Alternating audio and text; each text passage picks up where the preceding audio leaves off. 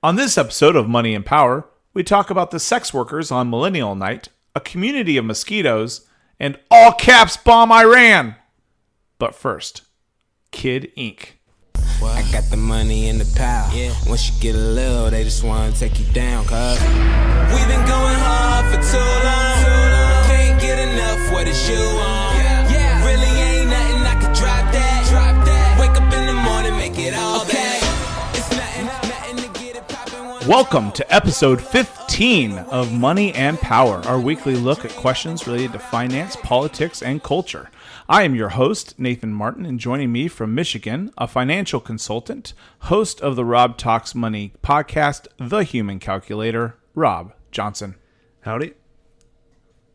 And joining me in studio here in the crown jewel of rural Ohio, a patriot's wet dream and a tyrant's worst. I did that last week. Ah, dang it. I knew there was something I had to write. It's all right. We can skip. I'm Ron Burgundy. Yeah. We can skip. Let's just leave that in. Jeremiah Martin. Hello. I am Jeremiah Martin. I am all of those things. All those things. All right. Together, we are the trio of talk, the triad of the tittle tattle, and the triumvirate of the tete-a-tete. And we are off to an amazing start. So, how was your guys' week? Apparently, I'm doing the exact same thing as last week, so it's good. Good. It's good. My titles are exactly the same, so Exactly.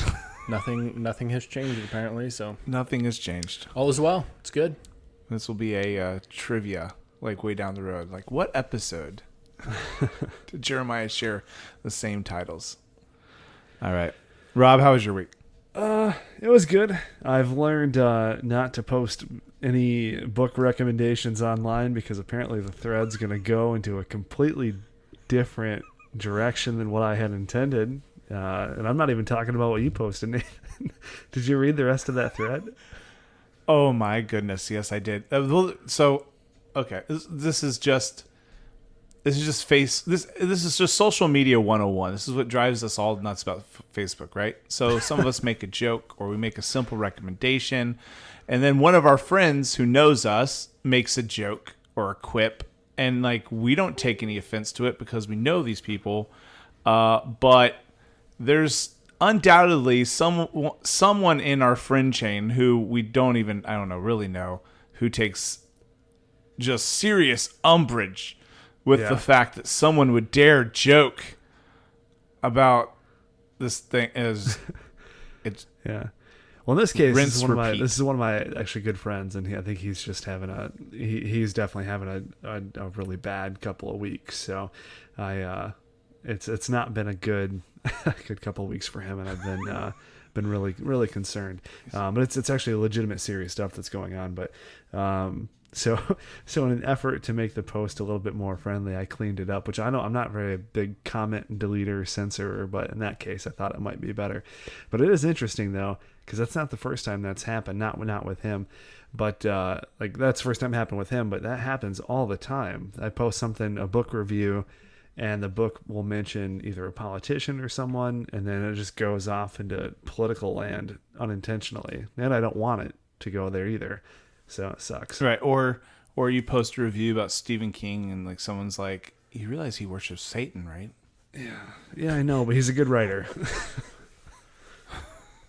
Because he made a deal with the devil. Of course he's going to be talented on earth.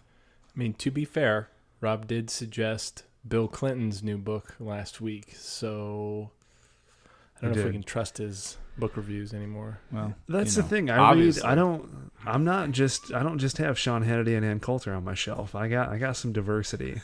So it's important. It's important to read other people's work, even if you don't like it. Like even I do apologetics and whatnot. I read probably more atheist work than I do Christian apologetics, just because it's important to understand the other side and where they're coming from. Same as in politics or anything really, business. It's just important.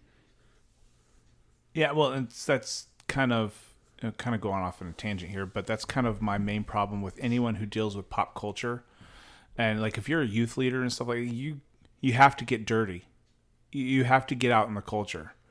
You know, if you're the type of person who's like, well, I don't need to read that stuff, or I don't need to, like, your kids in your youth group are reading that stuff.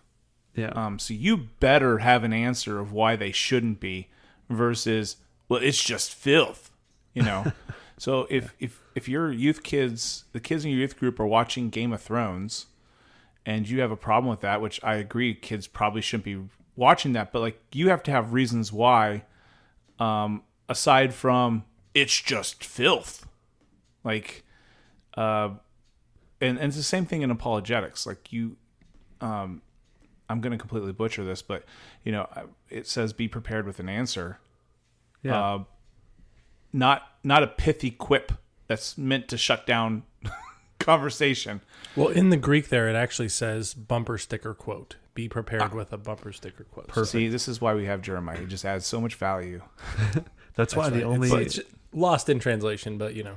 Yeah, the only apologetics I do is I just tell people, see this chair? Who designed this chair? So naturally, someone designed the world. Owned. That's it. Do you spell owned with like a P? Like pwned? Is the Pope Catholic? I mean, of course. But you're absolutely right. You have to be able to, and you know, that's why. So occasionally I'll have like a friend of mine who will like defriend me or something like that. Sometimes they do it publicly, or sometimes they send me a message privately, and I'll actually implore them. I was like, you know, if I offended you, I'm sorry. Like, we can address those things, but please don't stop commenting on my stuff. Just because you disagree with me, like, I need that. I never want to be trapped in an echo chamber. And I don't think any of us should want to be trapped in an echo chamber. And, you know, it's okay to have a disagreement about certain things. We're going to disagree. But there is a way to have a disagreement without being completely disagreeable. But one way to actually be engaged in that rational discourse is to actually understand, or at least try to understand, where the other side is coming from. So, anyways, that was completely unintended. But that was good. It was good. People need to hear that. Just the real stuff, not the, you know, not everything has to be a segment. This is true. This is true. Speaking of which, now it is time for our look back at the weird, the inane, and the general happenings going on in the world by the crazy people who happen to live here. News bits. News bits. Show me your bits of news. All right, guys. So this week I had a little bit of a problem. So usually I'm able to, I'm actually having to go out and try to find like a good news bit. This week there were just like a plethora of them, just a whole bunch. So, just to warn you guys, I'm not quite sure which one I'm going to go with. So, but we're going to start with Rob. Rob, what do you got? Yeah, so this week I debated about whether or not to discuss this, but I think it's important. So the article's from Huffington Post, and it is written by Catherine Smith, and it's titled "Sex Workers Deserve Mental Health Care Too." And the basic premise is it's an interview piece, and she's interviewing this is even a real job, it's a sexologist, and she's discussing, she's got a PhD, so I guess that's something. Maybe it's from University of Phoenix, I don't know. But she's talking about how sex workers deserve mental health just like everyone else. So there's two things that I'm not particularly fond of about this article. The first is anytime someone demands other people's services, it bothers me. And the second thing is anytime someone tries to soften the sex industry, that bothers me as well, because things like strip clubs, pornography, all of those things escalate in certain circumstances to sex trafficking, which I'm very much against, and I'm very much against things that cause that from happening. So let's talk about the first thing. So the first thing is the problem with people demanding services. So anytime someone says everyone has a right to health care, you're saying you have a right for me as a physician to provide you services, and that's absolutely not right. You can't demand other people to do things for you. Now, there are public services that are provided at the free will of that government, but that is someone making a decision to provide them. So this woman, who I think it's Victoria Hartman, is saying that they deserve access to mental health care just like anyone else. I don't think that's the case. They should have something in place where they can go and do that, but it needs to be provided at the free will of the person providing the service, not the person saying, you need to provide me this service. Okay, here it is.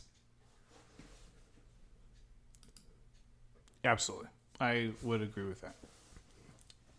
I think that personal finance services should be a human right, and therefore, Rob, you should give me all your services for free. Yeah, right. I mean, that's kind of a bad example because it kind of does. to those who can't afford it, he kind of does. It's kind of a bad example because he's a good guy, but yes, in general. It's two things. The thing that's irritating is, one, she's glorifying the industry as if it's such a good, noble thing. Like at the end of the article, she says, the last question is, let's see, anything else you want people to know about the sex worker industry? And she's like, sex workers are just like anyone else. They might do this during the day and then go home and watch science shows at night with their kids while they're doing homework. Okay, cool. But what does that have to do with... She never makes a case for why they're entitled to a psychiatrist's care or a mental health professional's care. And also, by glorifying this industry, you're saying, well, it's really not that bad. Even though, as she notes in the article, 75% of sex workers around the world experience workplace violence. It's not really making a positive case for what she's promoting. So it's just, the whole thing is irritating. Yeah, I also see in the article it talks about a recent pieces of legislation and talking about how it conflates the idea of sex workers and sex trafficking. But to your point, that in a lot of areas these excuse me, these issues they're linked, and you can't separate the two, and it's where a lot of combating sex trafficking comes from. Is it has to start with some of these these local issues. Yeah, I mean, especially when this reaches to children. I mean, this is an issue where children are swept up in this all the time, and this is just in America. So this is not a third world country problem. This is something that's happening here. And as she says, as you pointed out, Jeremiah, they talk about this FOSTA bill package. And by talking about this driving sex work deeper underground because of the legislation, basically what they're saying is, well, if you're gonna put this in the law that this can't happen in certain instances, then we're just gonna do it on the black market or underground. That is your own choice that you're doing that you're making it more unsafe because you're not willing to adhere to the law. So don't cry about it being more unsafe when you're putting yourself in that position to begin with. It's absolutely right, and I think you were spot on, Rob, when you were saying that it is kind of a gateway to human trafficking, and it is a reason for human trafficking, and that is obviously one of the big issues of our time, and we're trying to grapple with exactly what does that look like in our communities, even our local communities, like even here in rural Ohio. And so it's like, I don't understand it. It just seems that over and over and over there are certain groups that are trying to just get broad-based permission for their behaviors. And I don't know. I have a hard time with it. I have a hard struggle with it. And that, my friends, is how you open up the show on a down note. Wah, wah, wah. Well, I'm probably not going to be able to help. So we're going to go with Jeremiah. Jeremiah, what do you got? Cheers. All right. So the headline to this story, coming straight from foxnews.com, is, I'm just going to come out and say it. This headline is pretty awesome.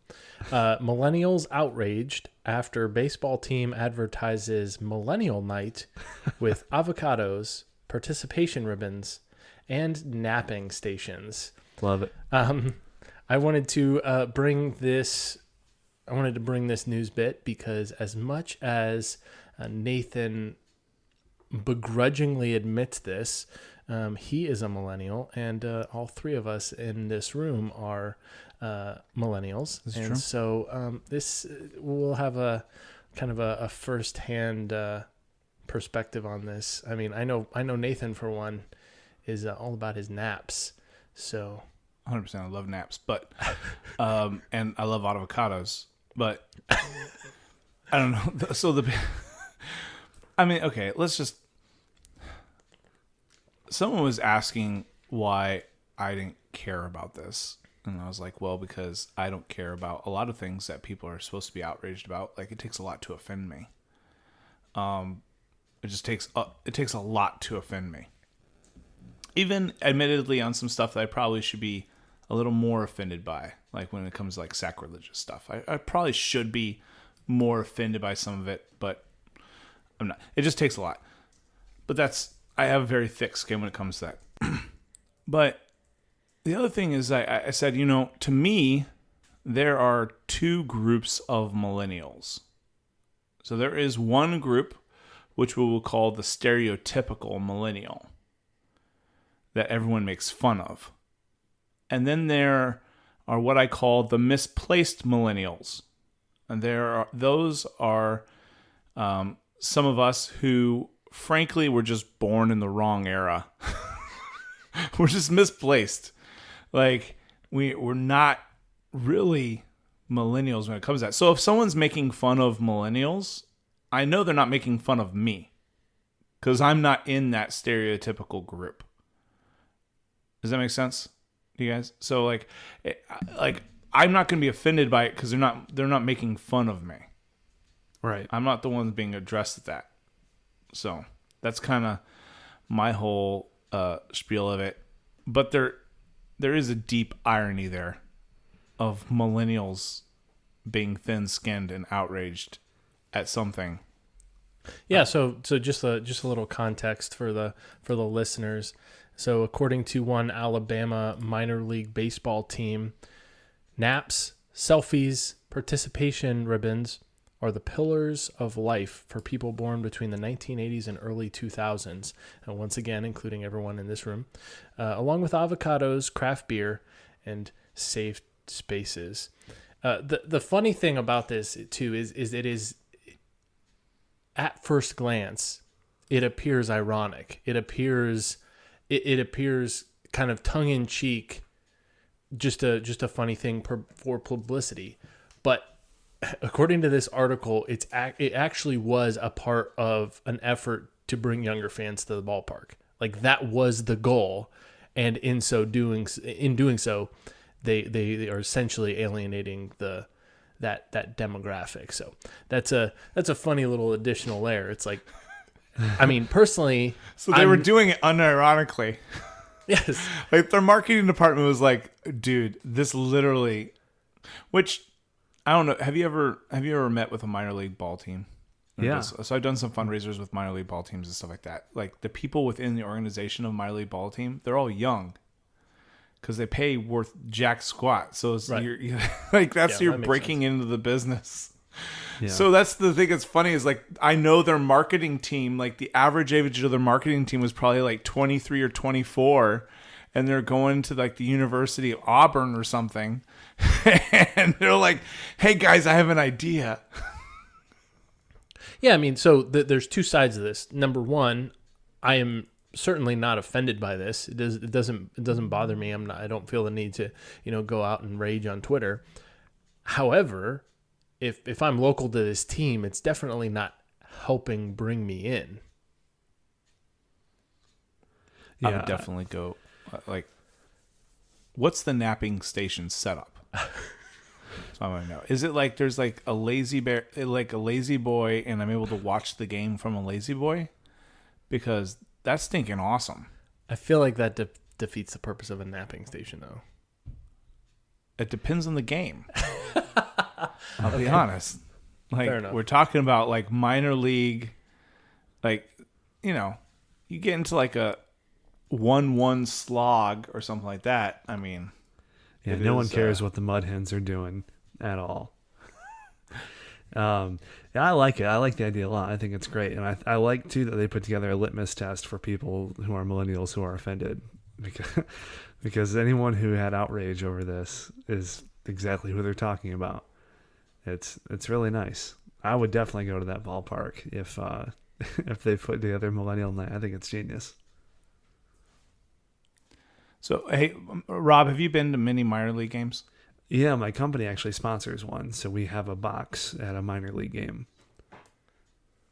Nice. So is it a nice park, or is it like, it's beautiful. What you would think of a typical rundown minor league park? No, it's beautiful. It's really nice. That's the thing. Like in Ohio, we have some really beautiful parks. The Dayton Park is just gorgeous. I mean, it's like solid brick and stuff. And then the new Columbus Clippers Park is Huntington Park, I think is what it's called. Anyways, it's beautiful too. And it's really cool because it has on one side, like the sidewalk side of it, there's like this glass barrier, so you can actually be walking by and watch part of the game. But yeah, no, there's some beautiful minor league parks. I did a fundraising thing with like the Iowa Barnstormers or something, and so I went out to their park, and it was pretty neat. And I like going to a minor league game because you could take your kids and you can go on Dime a Dog Night and feed them just gobs of hot dogs. And if they get cranky, you can leave because you didn't pay that much to be there. So, right. If I paid $2 per kid to get into the ballpark, like, oh, we have to leave in the 6th inning, like cry me a river, right? But if I'm paying like for them to go to like a Cleveland Indians game, we're staying this whole entire time. You're going to enjoy it. We're staying until they clean I don't care how miserable you are. Yeah. And you're not going to eat. At all. Don't ask me for food. Stop asking me for food. We packed pocket sandwiches for a reason, kids. Oh my gosh, that's the worst part of taking kids to a sporting event, though. This is like Nathan's parenting corner. This is the worst part of taking kids to a sporting event is the constant badgering for food. And then they turn into like these nonstop like hunger monsters. It's like you have had 2 things of popcorn, nachos, 5 hot dogs. Like, what in the world? Where are you putting this? Yep. It's insane. Yeah, it's like yesterday you ate a piece of ham and a carrot all day. And today you decided that it was time for a growth spurt. Thank you. Yeah. So pro tip, what's the best sporting event to take your kids to? It's a hockey game. I was just about to say, that's my favorite. It's a hockey game. Because it's nonstop action. You basically have 2 halftimes, and they're broken up pretty decent for food-wise. There's an amazing... You don't realize how much there is not anything going on in a football game until you have a stinking 8-year-old next to you constantly asking you questions during what's going on. And you're like, why is there so much downtime in this game? Like, you just don't realize it until you have the joy of bringing your child to it. So yeah, stick to hockey until they're old enough to appreciate the inner workings of a game. So the other nice thing about minor league baseball is that you just might see Tim Tebow playing. It's true. Recently, our parents live in Northwest Pennsylvania, and they were at the local minor league baseball Erie Seawolves game, and my mom started texting me pictures of Tim Tebow at the plate. Look, it's Tim Tebow. It's like, okay, I mean, I've seen him play professional football. Like, that's not that big of a deal, but minor league baseball. But okay, yeah, it's like seeing Stanley at Comic-Con. No one cares. I mean, some people care. Well, I mean, his autograph is about as rare as mine. But you would still get a selfie with him. Not me. Yeah, you would. At this point, it's like Weekend at Bernie's. It's like 104. It's getting close. Just remember, the listenership that we're going after has to do with Kardashians and Ariana Grande and Cardi B and and Stormy Daniels, and so not a lot of them are Comic-Con fans. So it's okay if we alienate them. In other words, they're not our listeners. Don't worry about it. And anarcho-capitalists, which leads me into my news bit. Very good transition. I actually lied up. Proud of you. Yeah, I know. I'm gonna do this really quick because I got a twofer. All right, so I'm going to do the first one is that Ecuador will imminently withdraw asylum for Julian Assange and hand him over to the UK. So for those who don't know, this is the I guess the CEO or whatever of WikiLeaks, and he has been basically on house arrest without calling it house arrest in Ecuador's embassy in London since 2012. Now, he has not been formally charged with any crime, but he's with the exception of failure to appear, which I think carries like a 3 to 6 month sentence in London or whatever. But there's been some interesting things with that about what is free speech, what is freedom of the press, because they are a publication. WikiLeaks is, and so even our courts have kind of ruled that there's no real way to charge them, even though they have released sensitive classified documentation, because they are a publication.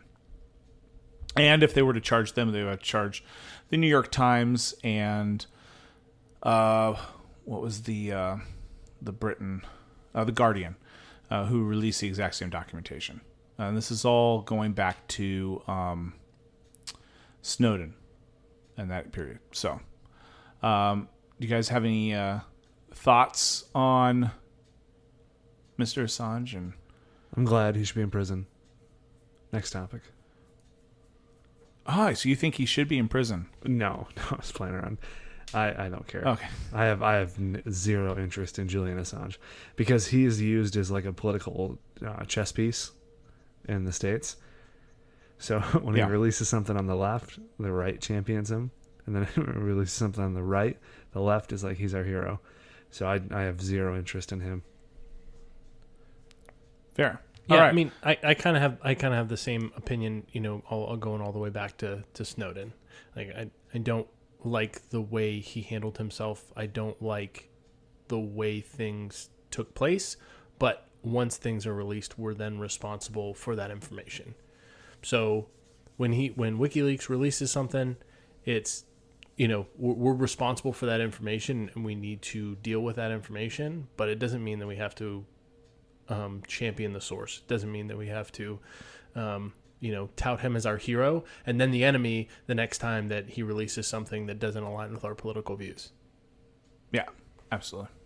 I'm with you guys there. All right. Next, Florida is an interesting state. So all this stuff tends to happen in Florida. I don't know necessarily why, but it just does. And so the headline of this is gunman in parking space shooting not charged because of stand your ground law. Essentially, there was a gentleman who saw somebody pull into a handicapped parking space. They were not a handicapped vehicle. He confronted the driver. They got into a yelling match. Her boyfriend. Is it boyfriend? Yeah. Didn't really. Okay. Significant other comes out, witnesses this, and goes and shoves the guy to the ground. The guy then pulls out a gun and shoots the guy.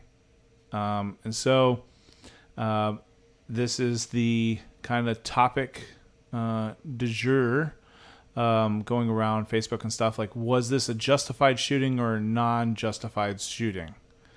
It's ironic to me. I'm going to say ironic. I'm going to use it loosely. But there are a lot of the same friends that I have on Facebook who basically hate police shootings and think that no police shooting is justified. At the same time, feeling that this is perfectly justified and this guy should get off scot-free. Like, I think there's a disconnect there. But from my vantage point, and again, this is just going off the information we have from the video, okay? But from my vantage point, it does not look like a justified shooting. And I'm kind of with the David French. So David French kind of wrote an article on this. I'm kind of with him. I think that because I support concealed carry, I support open carry, I also support stand your ground laws. I think they're very vital. You should not have a duty to retreat if you have a gun and you feel your life is threatened. You should be able to use the gun. That's the whole purpose of being able to defend yourself. And self-defense is a biblical doctrine. It is a moral doctrine. It is a Western civilization doctrine back to our foundations, the castle doctrine, as it were. We have the right to defend our persons and our property if we feel it's threatened. And if you don't have a stand your ground law, you have a duty to retreat, which means that you have to make every effort to escape. Well, there are bad people in the world who do not want you to escape. And so you should be able to fight, right? Yeah. But I think this is a misapplication of that stand your ground. I don't think stand your ground applies. If you look at the video, it doesn't feel like he's not trapped. He has other options besides using that force, and it doesn't really look like it's imminent deadly force. And again, I'm going to a kind of a reasonable person standard there. But to me, it just doesn't look justified. But that's going to be coming up here. But I want people to understand that you need to understand, like, this is a misapplication of stand your ground law. Doesn't mean that stand your ground law is flawed. Just because a sheriff has misapplied it, in my opinion, in this particular case. Can I give a play-by-play real quick, just because this is not a video format? So basically, the guy comes out, and the woman and the man who is yelling at her are speaking to each other, and he's looking inside the car. Her boyfriend blindsides him, pushes him to the ground, and at that moment, the man on the ground draws his gun, sights the man, and at that point, the man starts to coil back. Once he has his body turned, then the man shoots him. He starts turning his body just a little bit. So at first, when he was pushed to the ground, it looked like the guy was following him to the ground. But then the guy pulled his weapon, sighted him, took the time to sight him. He didn't pull and shoot. He took the time to sight him. And once he did, the man started to recoil a little bit. I think for that reason alone, that man should not have been shot. I get it. Like, if you push to the ground and you draw and you shoot, yeah, for sure. If the guy's following you to the ground, absolutely. But he saw that he was not following him to the ground, took the time to aim him, move the gun with his person as the guy was recoiling, and then shot. I think that was definitely a wrong choice. Then again, the other side of it is adrenaline and being in the moment and not being there. So I get both sides, but I don't think that... I would like to think that if he had time to sight him, he shouldn't have shot him. I just don't think the video shows, like, okay, to really bring in a poor analogy, right? It's the same thing in the NFL or in college football where you have targeting rules, okay? So there obviously are rules against targeting with your helmet, but there is a such thing as a bang-bang play, right? To where you're launching yourself at the guy, but not with your head, and the guy lowers his head, and now you've made contact, right? That's a bang-bang play. Like, you weren't aiming for the guy's head on the football field. It's just he lowered his head as a bang-bang play, right? Yeah. If this was a bang-bang play, I could see it, right? I just got pushed to the ground. I pull my weapon, I look up, and he's coming at me, and I shoot, okay? Yep. This wasn't a bang-bang play, though. This would be like if a safety basically sights up a receiver, launches with the crown of his helmet, and tries to knock the guy's block off, he's aiming for the head, right? Yep. That is an obvious thing. Like, you can't say, oh, it's a bang bang play. Like, no, intent is kind of seen there of what was trying to occur. So I know it's a poor analogy, but that's kind of the analogy to this that I would draw. Like, it's not a, pardon the pun, but it's not a bang bang play. I think you're underestimating your analogy. It was actually very good. So to take this to a broader perspective, Nathan, you mentioned duty to retreat laws. So generally speaking, every state has some version of duty to retreat or stand your ground law. And each of those can have, there's kind of a lighter version and more of an extreme version depending on the state. Yeah. So, but generally speaking, very broad brushes here. Just to provide context, basically the difference is who has the burden of proof. And so duty to retreat laws, the burden of proof is on the shooter, that they have to, beyond, I don't want to say reasonable doubt, but they have to essentially prove that, number one, they did not have an escape route, and they were in fear of their life, and there was no other option, absolutely positively no possible alternative to deadly force. It basically assumes guilt. Correct. Yes, 100%. It assumes guilt until they prove that beyond a shadow of a doubt that there was a reason to use deadly force. Okay, so obviously that's problematic when you're assuming guilt on the part of the person who used the weapon. So stand your ground laws, the burden of the proof is not on the shooter, and so they can say, well, I had there was a threat. I felt a threat to my life, and they are able to use deadly force based on that. Right. Okay. And every state has a different variety of this, and there's a spectrum on both. And so I think it brings up a good conversation of, should the shooter be deemed guilty from the beginning and they have to prove that they weren't guilty? Well, no.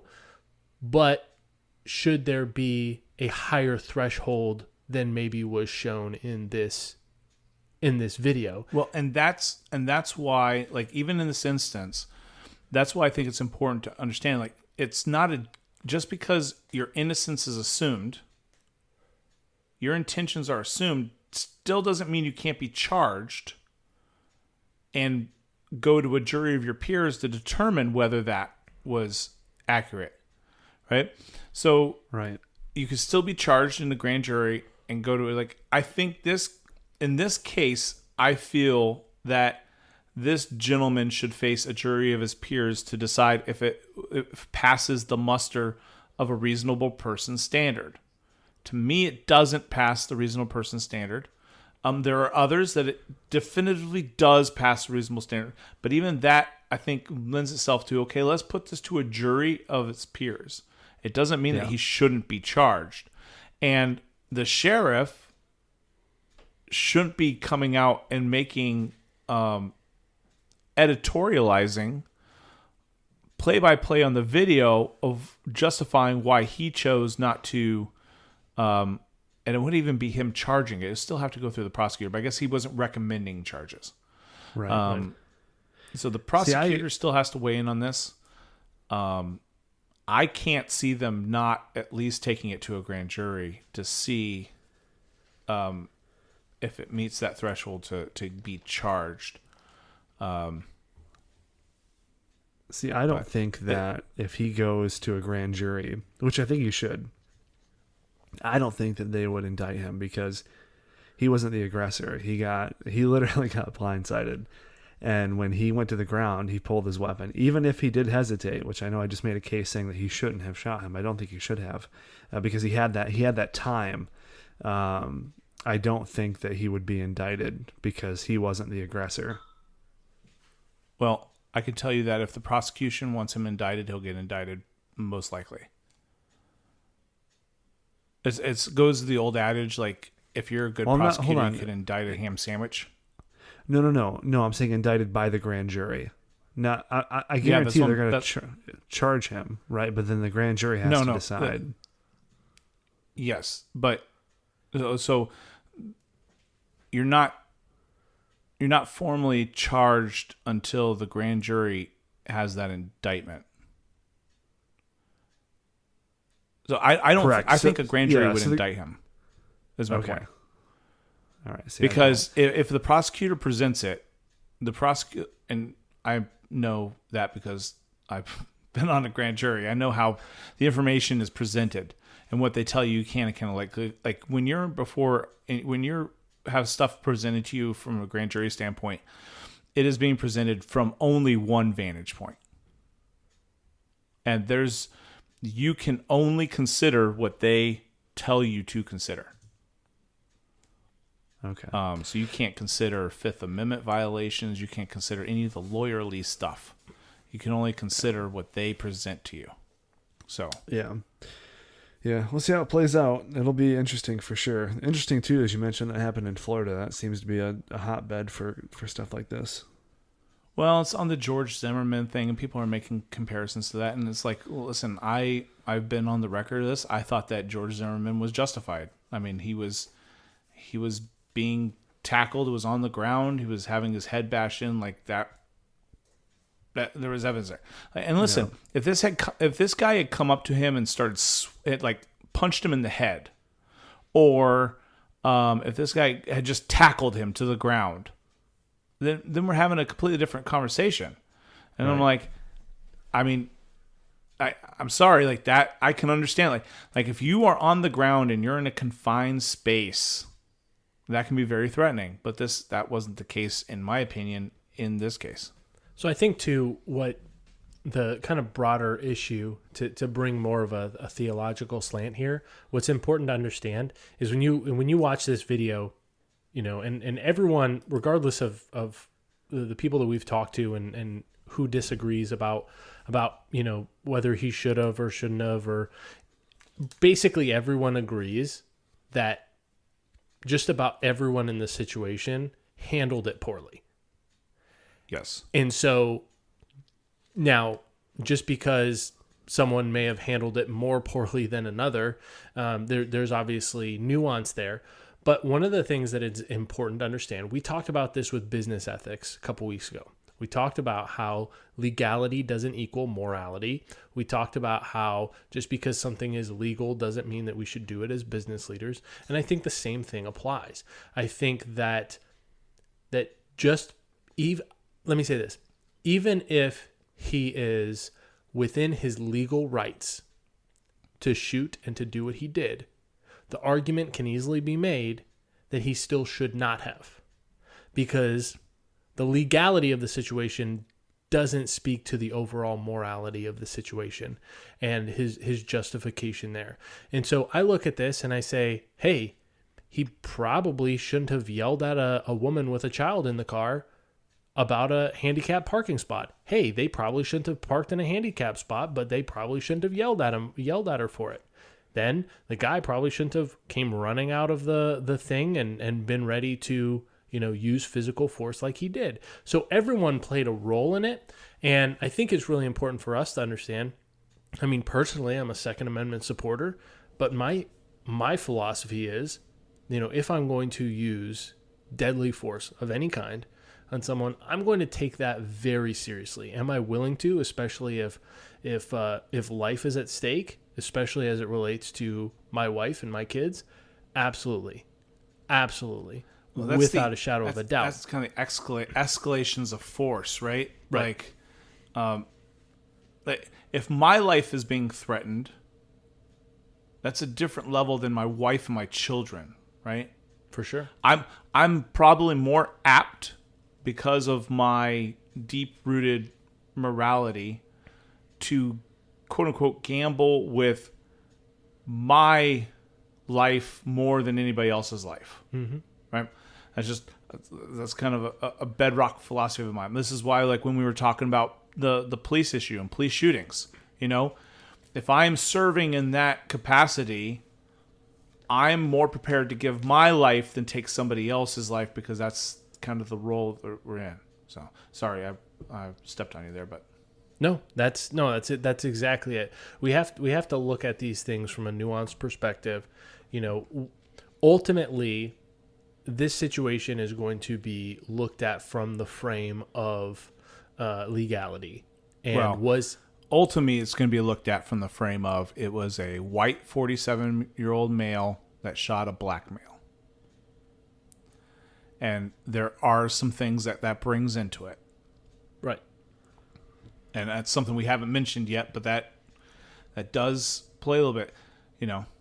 And I think another thing is a little bit of empathy and understanding. So, was everybody in this situation kind of handled it poorly? Yes. Yes. Can I understand how everyone in this situation handled it?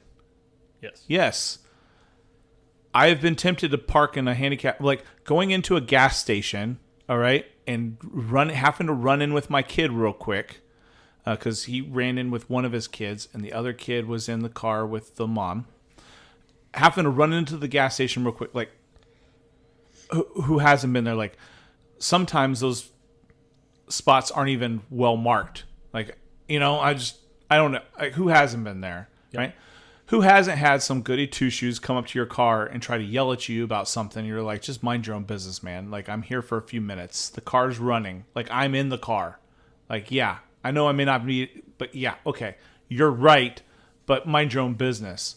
And having a confrontation there, right?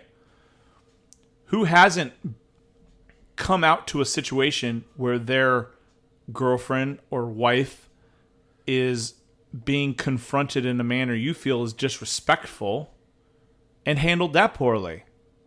Yeah. Right?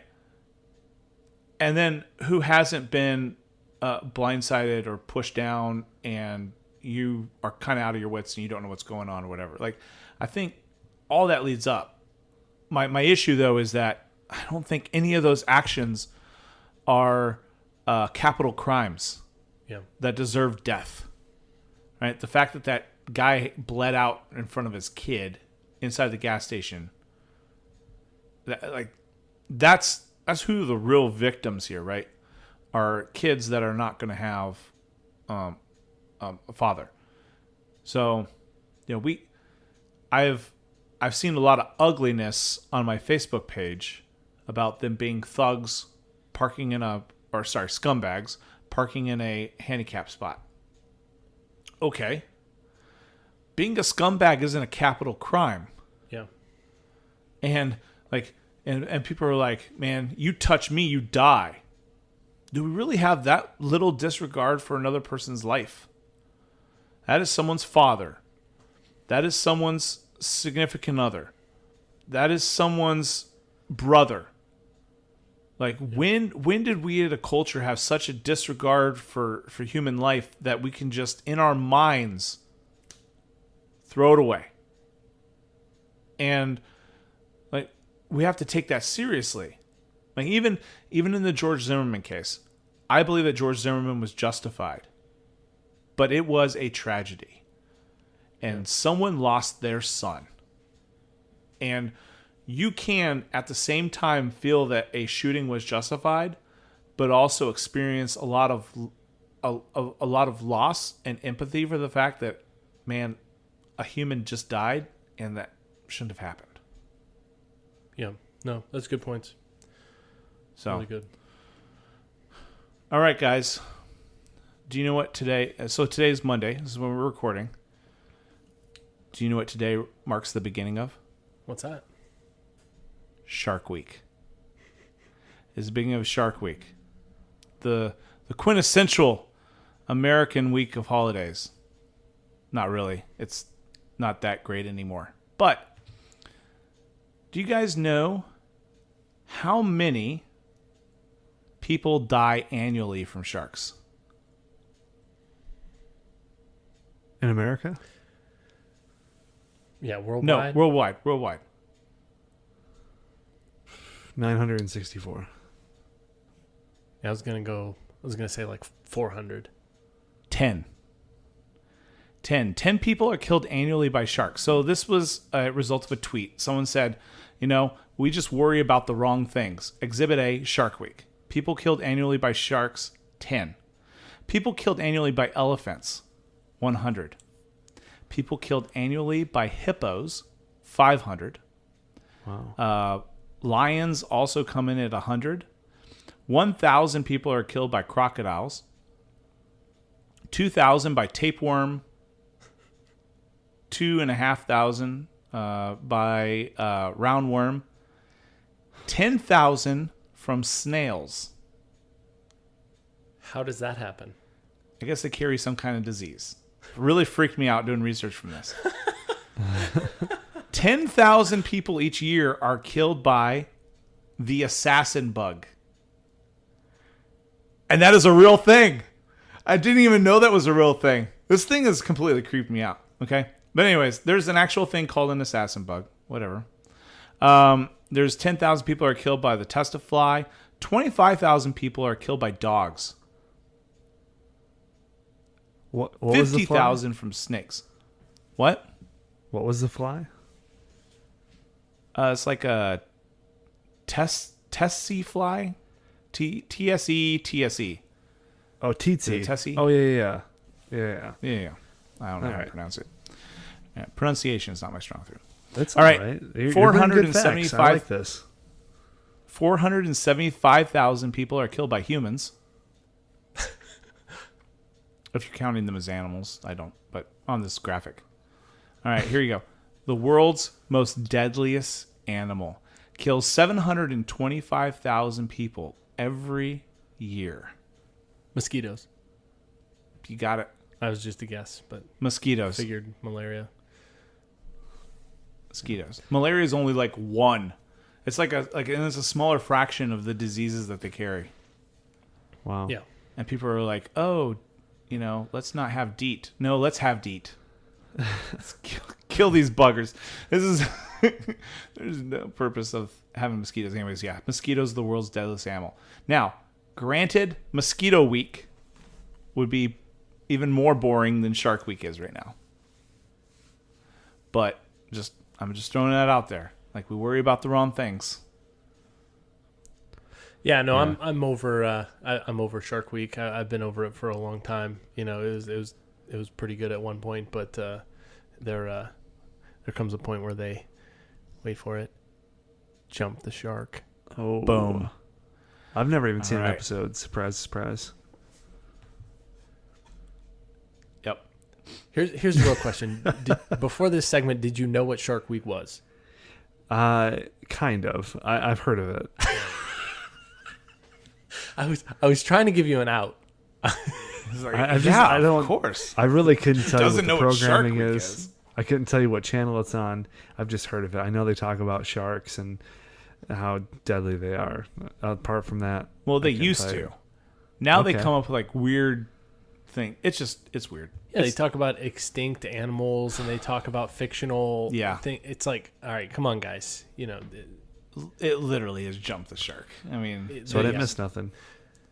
No, yeah, for real, especially for the last 5-6 years. Yeah, like the first couple years they did it was like it was must see TV. Like, but now, no. So anyway, what is this special facts with Nathan or? I don't know. We'll have to come with it. But I just thought that was really interesting that mosquitoes killed that many people. Actually, I was really interested that more snails killed 10,000 people by snails. I got a sweet opening for this segment, Nathan. Look at that. Like that? Beware the escargot. All right. What you are going to hear right now is part 4 of my talk on leadership, specifically dealing with the 5 laws of relationship. We will be listening to these and expounding on them, and we have been, and how they relate to our various fields. And this is the penultimate week for this, the penultimate episode. So we're going to be listening about embracing community.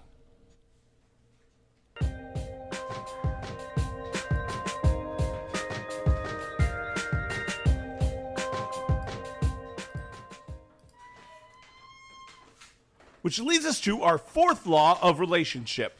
Embrace community. Now, the keys from this come from Proverbs 27:6. Faithful are the wounds of a friend, but the kisses of an enemy are deceitful. And also in 1 Corinthians, for the body is not one member, but many. If the foot shall say, because I'm not the hand, I am not of the body, is it therefore not of the body? That there should be no schism in the body, but that the members should have the same care for another. And whether one member suffer, all the members suffer with it. Or one member be honored, all the members rejoice with it. From 1 Corinthians 12.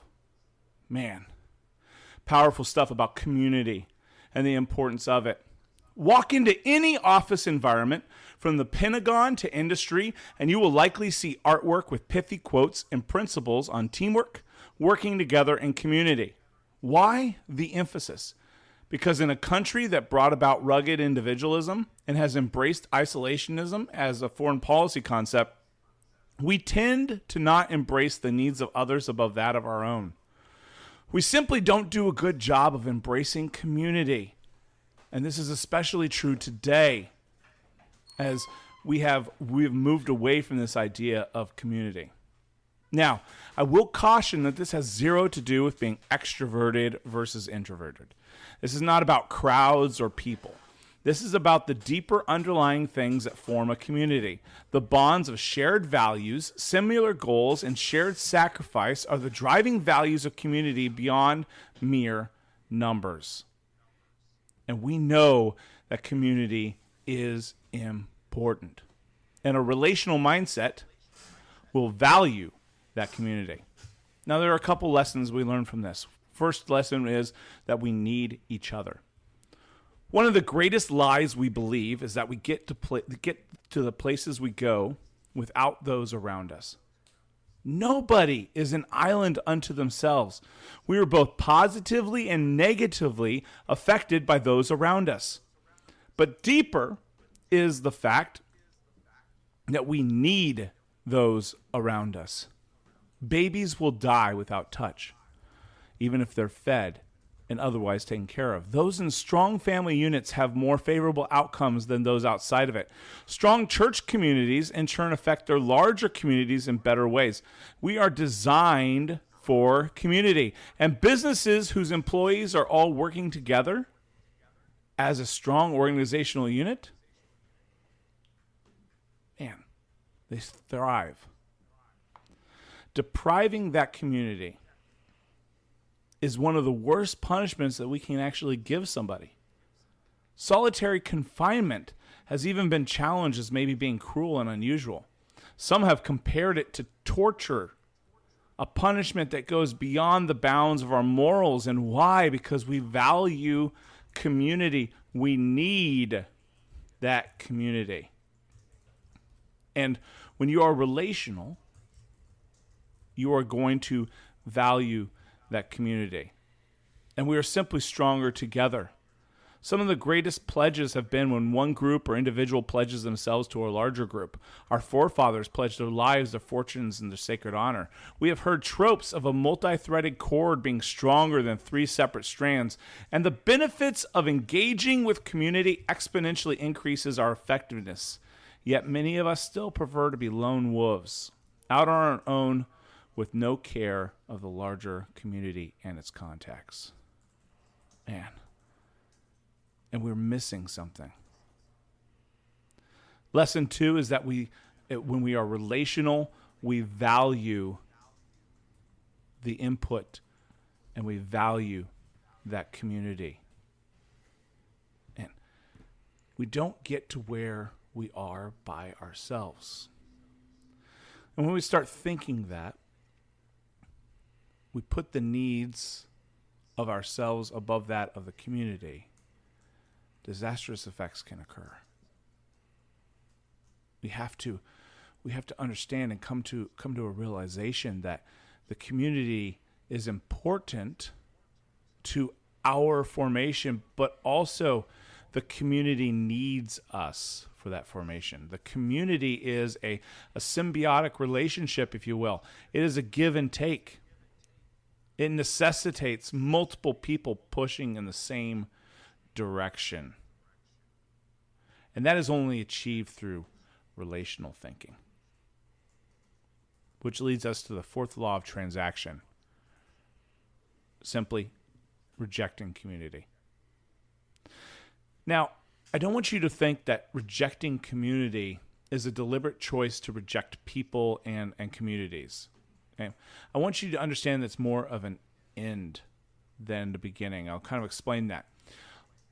If longing for community is a natural state of humanity, then transactional thinking is antithetical to our good nature.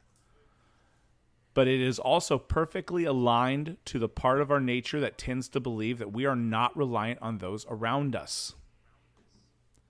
And we see this over and over and over again, right? People say, oh, I didn't need my teammates.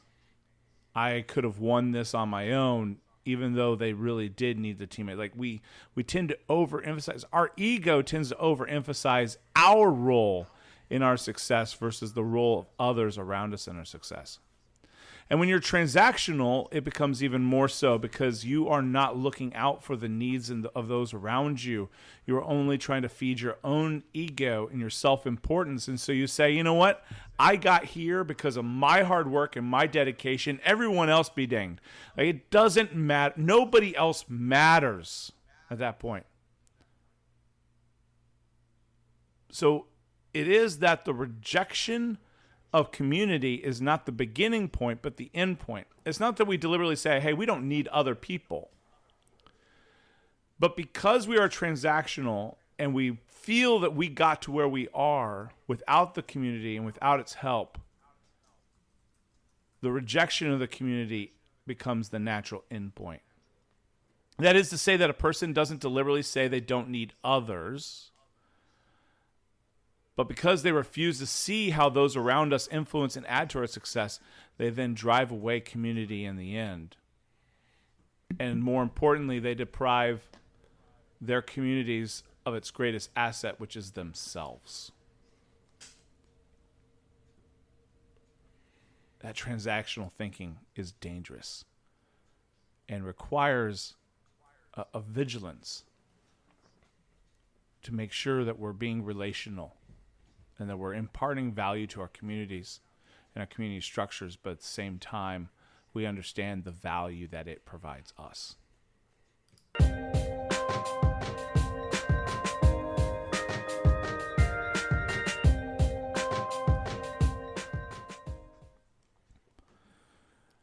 All right. Rob, what are your thoughts? Again, I think this is a really important thing to press upon when I think about building anything, whether it's a business, a nonprofit, a community, discipleship classes, whatever it is, it all revolves around strengthening the people who are within that community. Businesses have a very hard time functioning without sales, and generally sales are brought about by people who are on your team, unless you're just starting out with one person.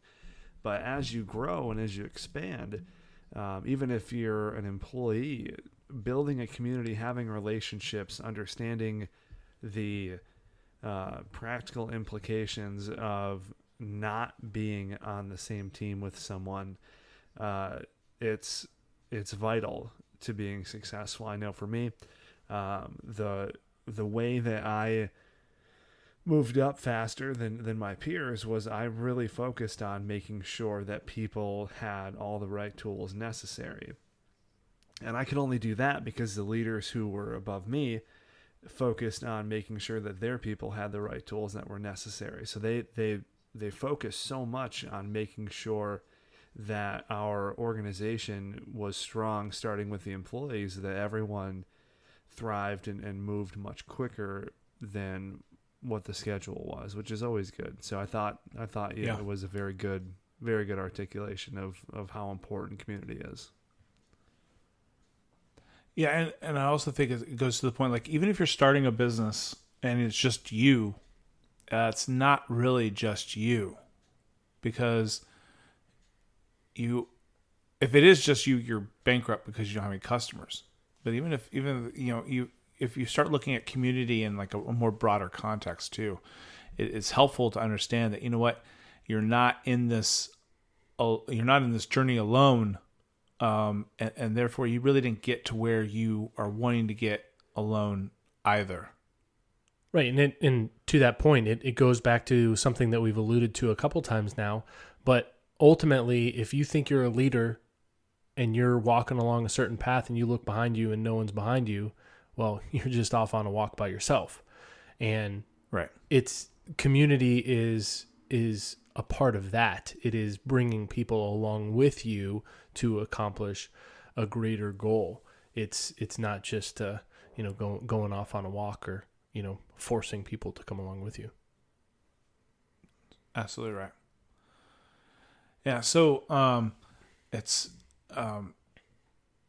been I think a good journey to walk through these, and I'm looking forward to next week, just to give a little bit of tease, but we're going to be talking about kind of second mile service and serving others, and obviously in that broader context, servant leadership.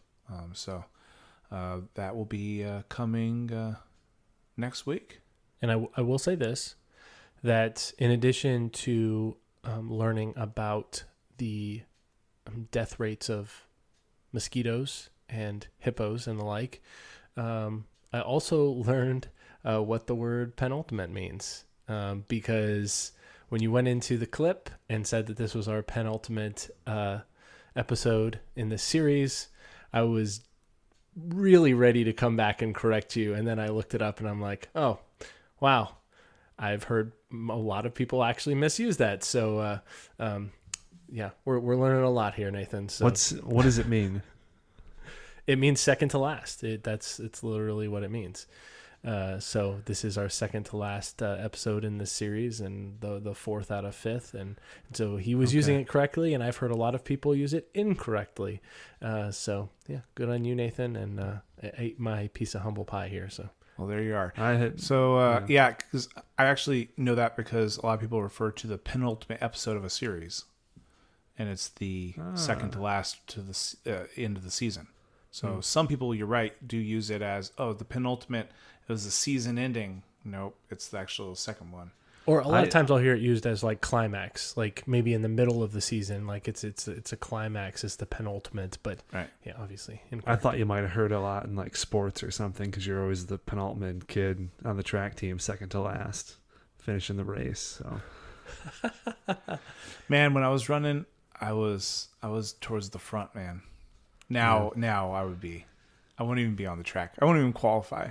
So that reminds me, one of my favorite Facebook posts of the week was someone who was not really like not really a never Trumper, but just someone that doesn't really get Trump, doesn't really support him, and they posted that they were they had finally decided they were going to run in 2020. Yep, they've bought their running shoes, and they're gonna start off their New Year's resolutions from 2 years from now. In a light jog at the beginning of the year. So it was I don't even care enough to do that. Yeah, to be honest with you.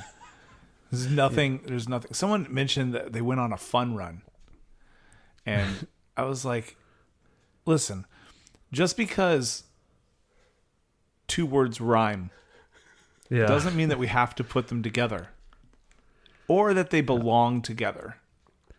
Like for me, different strokes. Different strokes for me, different folks. A fun run is hauling ass out of the house when you hear the ice cream truck music. You know what I mean? That is a fun run. That is a fun run. Yeah. Listen, but keeping in shape by running, I mean, you got to keep that cardiovascular system up, or else you're gonna run to the ice cream truck and be so out of breath you can't even order. So he knows my order. It's all. Oh, Rob, the usual? Yes, the usual. Yes, all of it. All right.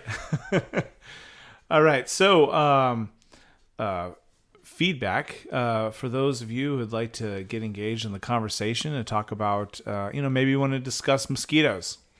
Maybe you have a vocabulary word that you too can impart into Jeremiah's life. Feel free to send it to us at Money Power Pod on all the different varying socials, or moneypowerpod@gmail.com. And we would love to hear from you. Yeah, feedback was a little light this week, so we'd love to hear from you. Yeah, I got some in-person feedback. Well, it was from my wife, not from her, but someone at our church told her. This is the second person now that she listens, so that's neat. So I forgot the name, so but thank you. Your for wife's listening. like a money and power evangelist. No, not at all. She's just like just happens to know people that randomly listen. Just happens to know people. She just happened to be the link in this case. She's like, oh yeah, my husband does do that show. She forgot.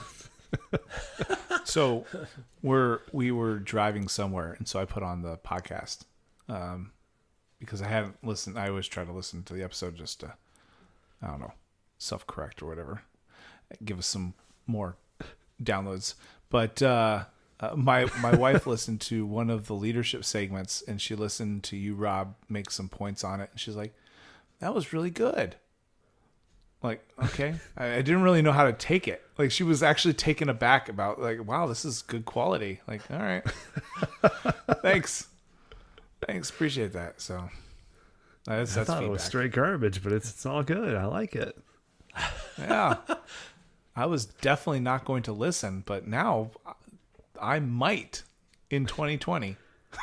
So my request for all of our listeners out there is, if you went into the podcast expecting straight garbage, and it was like anything, like really low bar here, anything slightly above straight garbage, then give us a 5-star review on iTunes and Stitcher and Google Play. Just hit us up with that 5-star review. If we have exceeded your very, very low expectations at all, 5-star review, please.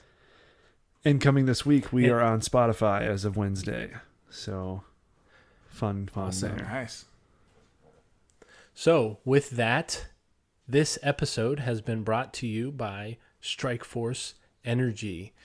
So we all know that Strikeforce Energy comes in a tasty little tin pouch. You can get them in 10 packs, 40 packs, etc. online at strikeforceenergy.com.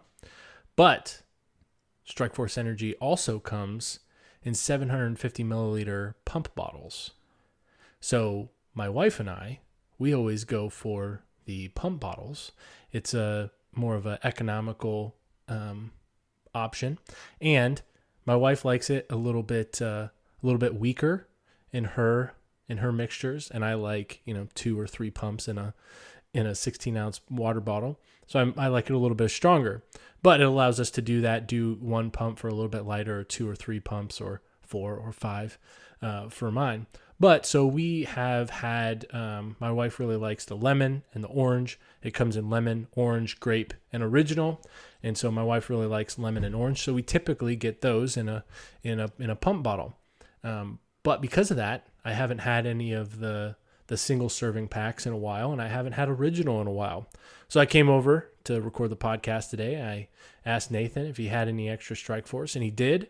I squirted a tin pouch of original Strikeforce into my water bottle, and let me tell you, it's been a while since I had it, and I'm really enjoying it. So all that to say, you've got kind of your dealer's choice there. Grab a 10-pack, grab a 40-pack, grab a 750 milliliter bottle if you really enjoy it, and we'd encourage you, if you haven't tried it, to definitely go to strikeforceenergy.com, type in our coupon code MAP for 20% off all of your orders. There, Strikeforce Energy, strikeforceenergy.com. Absolutely. So my wife enjoyed it because she took a missions trip to Haiti. Yes. And they don't exactly have a plethora of coffee available, and she needs caffeine.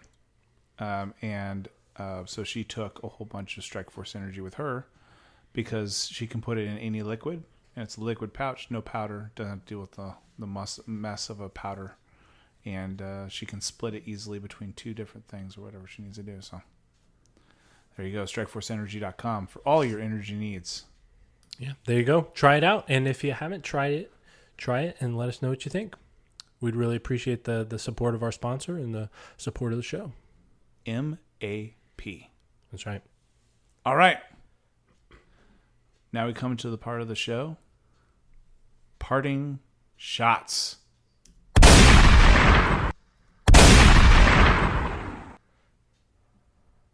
Sometimes you just need two. I was going to make a double tap joke, but given the nature of our previous segment, maybe not. So, Rob, what do you got? Yes, so I want to give an update to my parting shot. Last week I finished Bill Clinton and James Patterson's book. It was good enough. I think I gave it like a 3.9 out of 5. Yeah, it was something, so go check that out. So for this week, there's a new podcast that came out in July, and it was by one of my all-time favorite cultural figures, Alan Alda.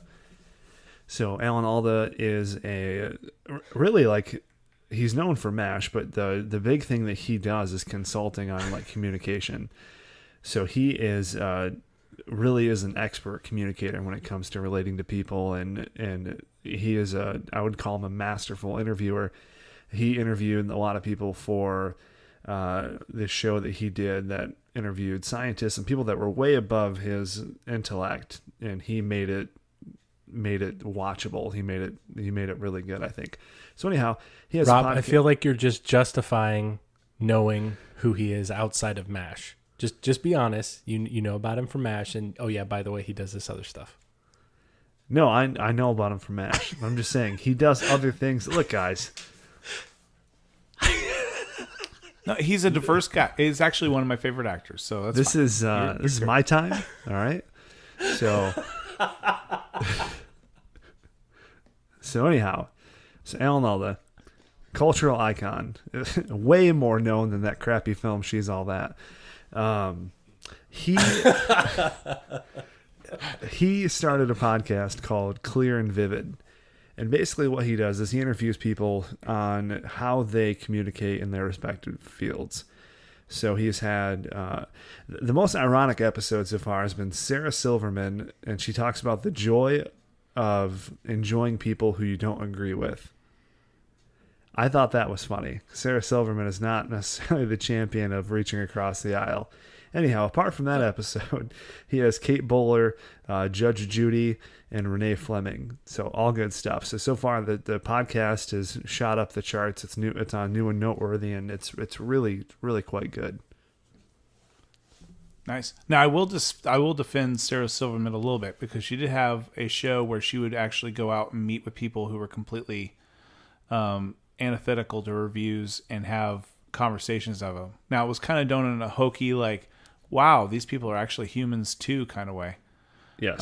But she has actually made an effort. Like, she was meeting with like people in Louisiana and like Texas and like flyover country for the Hollywood types. So I'll give her a little bit of credit. Her episode on his show really did open me up to her a little bit more on some judgments I had about how she operated. So it was really, really quite good.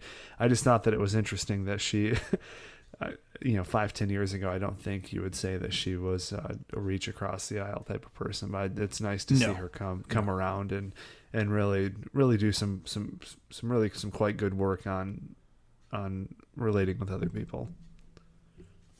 I mean, you do some voice work on Wreck-It Ralph, and you start realizing, you know what? Maybe these middle Americans who are paying. Who was she in Wreck-It Ralph? Money I didn't to know see that. my work.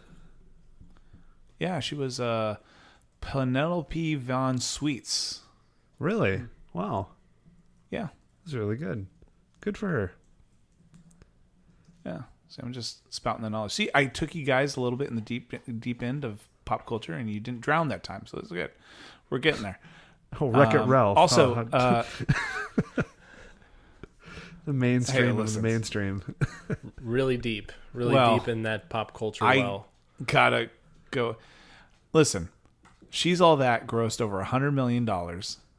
I was vindicated. It was one of the top movies in 1999. For the record, Rob, I'm going to stop giving you a hard time about MASH. if Nathan proceeds to continue to bring this up every single week. Like, it made $100 million over the last 18 years, not in that 1 year. Keep milking it for all it's worth. That movie was garbage. It was a dumpster fire. Whatever, Rob. Anyways, Rob, here's a question for you. Peak Sure. Alan Alda. Peak Alan Alda. MASH or The West Wing? I honestly haven't seen a lot of The West Wing. I think we talked about that in the first two episodes. I have seen him in The West Wing though. I would probably say MASH. And I'm going to go with West Wing. He was in ER as well for half a season, and I really, really liked him in that too because he played a physician whose memory was failing, and he really did well with that. Yeah, he's just a great actor. But yeah, he's tell you right now, he is phenomenal in The West Wing. So Mandy and I, there are a few shows that we enjoy watching together. One of them is The West Wing, and about every year, every other year, kind of on average, we go through the entire West Wing again. And so I would encourage you, Rob, to do that. It's well worth it. But he is phenomenal in it. So I would definitely put peak Alan Alda at The West Wing and not. Just one last question on that. Is he in the whole show? Is he in like every season? He is not in every season. I think he comes in, I want to say I think he has some bit parts in like season 2. But he really goes into it full force because he actually ends up running for president, and there's a whole he has his own arc. It's because he did such a phenomenal job in those little 1 or 2 little stints. I like that. Cool. Yeah. So Clear and Vivid, check it out. I mean, he's just definitely one of those actors that when he comes in on the scene, like he's winning the scene. Like if you're another actor in that scene, you better be going full tilt, or else he's just going to overwhelm you. And I want to make one more request. So I've been trying super hard to get Alan Alda on any of one of my shows. So if anyone has an inside leg, I've only been able to talk to his agent so far. So if anyone else has an inside bit, RobertRobTalksMoney.com. Hit me up. All right. We'll do it. Personal mission. Alan Alda. Get him on. Thanks, guys. All right. Not a problem. All right. So, Jeremiah, what do you have? So, this is an update to one of my previous parting shots. But on a prior episode, I mentioned Tim Hawkins, Christian clean comedian, and his podcast called Potty Break, Poddy, Potty Break. And I also mentioned how they're kind of irregular in putting out episodes. They'll put out a couple episodes, and then it might be a couple weeks because it's based around their touring schedule. So it had actually been over a month, maybe a month and a half, like 6 weeks since their last episode, but they just put out an episode on Thursday. And so it's really good stuff, and I'd encourage people to check it out. That's Tim Hawkins' podcast, Potty Break. So a little bit of a recommendation there. That's all I got. All right. Outstanding. My parting shot is a little bit of a rant. Let me cue up Dear the patriotic media. music. Hold on. Oh, okay. No, you're good. I'm just kidding. Go ahead. I was waiting. We're like, we'll wait. Dear media, when the President of the United States tweets at Iran in all capitals, like an older gentleman is wont to do on Twitter, the appropriate response to that is not demeaning his said tweet by thus tweeting in all caps. It just doesn't make sense. Why are you doing it? Signed, a caring American. Love it. That's it. That's my parting shot. So who did this? There was a couple. Everybody. Media outlets that responded to it. It was insane. But they responded in all caps. yeah. Because, the resistance or something. I don't know. And listen, he kind of threatened nuclear war. But yeah. it's another day on Twitter. Yeah. He's a shambles. Listen, it was such a nothing burger that we didn't even include it in our news bits or partings. Like, it wasn't even on the list to include in our news bits. But isn't Twitter banned in Iran? For the normal folk, obviously, the Ayatollah or whatever is going to have Twitter. So someone did post, I think maybe even shared it, that are all these world leaders actually following Donald Trump, or is it like it's like when we talk about someone who turned us down and we just wanted to get back to him or something like that. Yeah. That's pretty funny. I don't know. He's something. I'm tired of the Trump train, but it's still better than Hillary. I mean, I just, is it too much asked just to take a little bit of a Twitter break? Yeah. Try LinkedIn. It's too far away from more Lint. Civil. Maybe we can convince them to give up Twitter for Lint. Or like someone should tell him, hey, MySpace is still a thing. Maybe he'll jump on there and bring it back. Yeah, he'll be like, Ayatollah. I don't even know if it is the Ayatollah or whatever. He was like, Ayatollah, you're no longer in my top 5. Oh, yeah. Putin's all 5 spots. Putin's like number 2. Melania's not even in the top 10. No, she's not. Stormy Daniels is at number 9. Wasn't it only the top 5 spots, though? MySpace? I'm trying to remember. You could do 5 or 10. You could set it as top 4, 8. It was in 4. Oh, that's right. You could do top 8. You know what? 12. That's right. Next, it'll be fun. I think the default was top 8. Gotcha. It'll be fun. Next week, we should bring Trump's top 5. That'd be a good time. Well, it's in 4s or 5. Oh, what's Trump's Mount Rushmore? Yeah. What's his top 4? So I was gonna say, if Trump was on MySpace, his top 8, the first 7 would be Trump fan pages, and then 8 would be Putin. That is 100%. 100%. It's like Fox News, Fox and Friends, Hannity, Fox and Friends in the afternoon, The 5, Putin. So I saw a meme on Facebook, and someone posted it non-ironically. And it was like, this is our dynasty.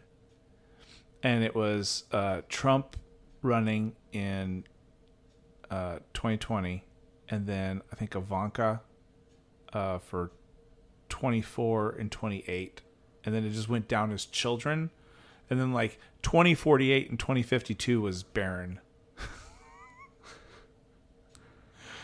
Oh boy. And it was like legit. Not ironic. At some point we're going to have to talk about the new Trump Prophecy movie, by the way. By Dinesh D'Souza? No, it's by all the heavy hitters: Dave Barton, Franklin Graham. I like that you assumed it was by Dinesh D'Souza. No.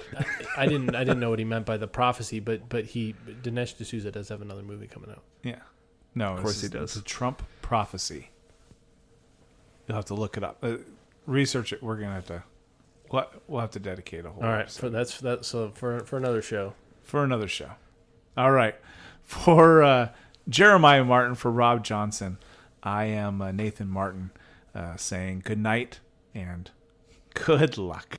I got the money in the pile. Yeah. Once you get a little, they just wanna take you down, cuz we've been going hard for too long. Can't get enough, what is you on?